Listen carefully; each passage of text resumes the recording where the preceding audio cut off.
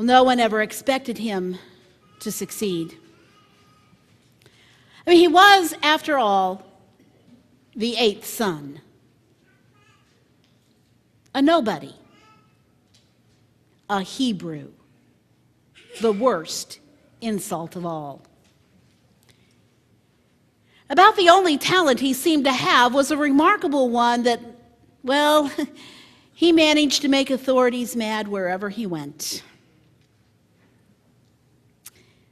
Well, he had become a folk hero of sorts with his deadly encounter with the giant. But that moment of fame only lasted for a while, because then, well, he managed to make King Saul mad. And that's how he became a fugitive. For 8 long years, he and his band of 600 misfits wandered in the wilderness, doing whatever was necessary to stay alive. Sometimes they bowed to foreign governments just to win a little bit of favor.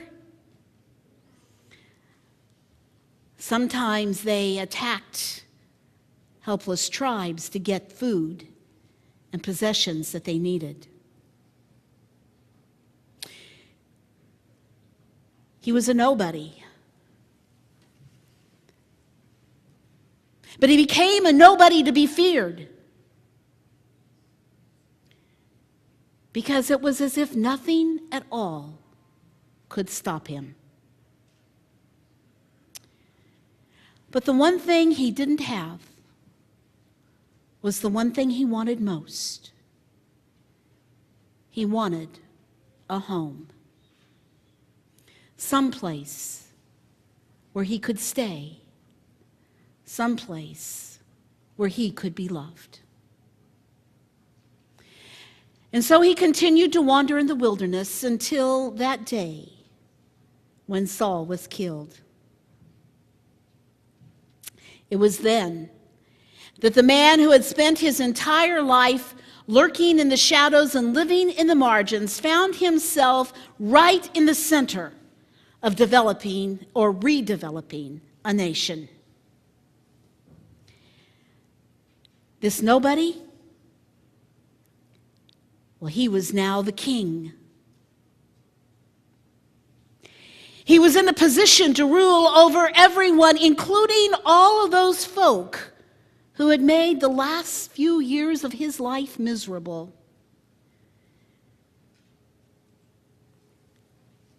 And people wondered, what was he going to do? How was he going to react? And there were some who had every reason to worry. Because now that the unthinkable had happened, now that this nobody was the king, oh, the havoc he could wreak in their lives. It wasn't just them that he could get back at. He could order the execution of their entire families.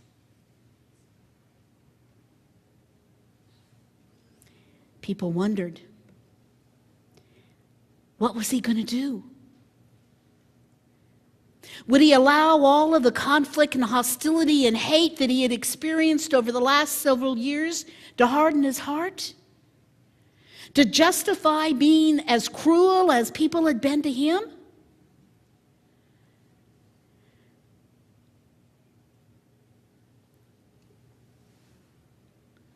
Or would he remember who he was?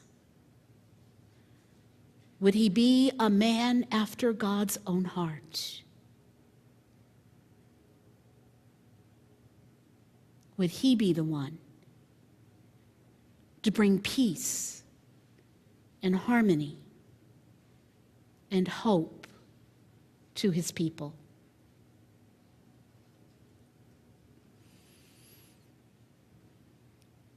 The nation continued to wait to see what David would decide. And he chose not to speak at first. Instead, he spent a significant time with God. He prayed, he meditated, he listened. And as he examined his life and thought about the future, there was one thing that became abundantly clear to him. He would never forget what happened in the wilderness. It was going to be a part of him for the rest of his life. The good, the bad. Regardless of how hard he prayed, God couldn't take the memory away.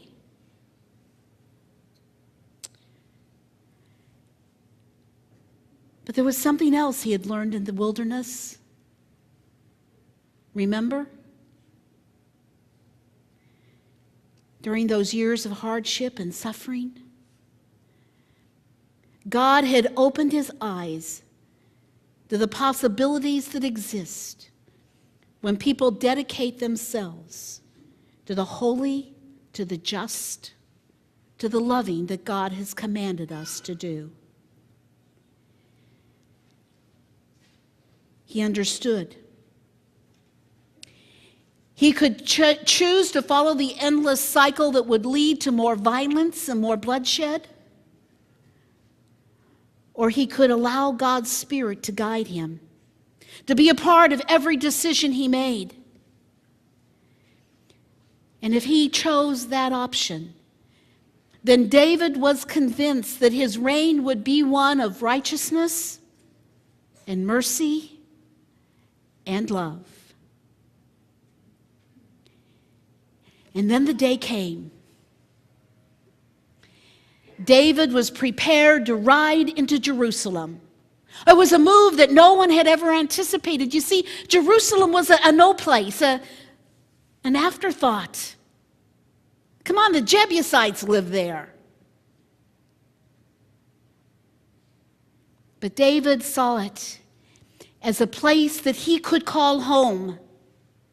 A place where he could establish his reign, build a life for him and his people, and a place for God. David saw Jerusalem as that perfect place where the three could finally be united. And maybe if the people lived closer to God, they would begin to realize the importance of following God.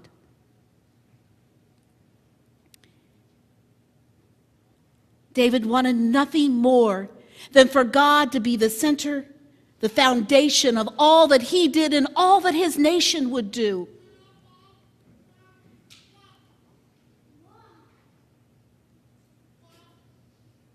David was convinced that if he was simply faithful enough, that God would be in the midst of all their life. Their comings and their goings would be blessed, and that the people would finally live in peace. And so as he rode into Jerusalem, David was not only finding the physical home he wanted, he was finding the home for his wandering spirit. And in the words of Eugene Peterson, the shepherd boy of Jerusalem, of Bethlehem, became the shepherd boy, the shepherd king of Israel. And we know from the story that David was not always the man he wanted to be. There were times that he stumbled and he fell. There were times that he moved so far away from God.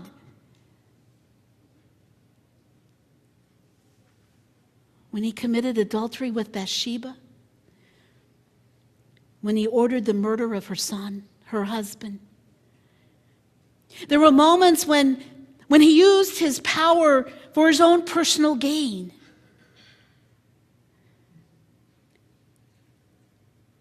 But after each one of those incidents, David repented.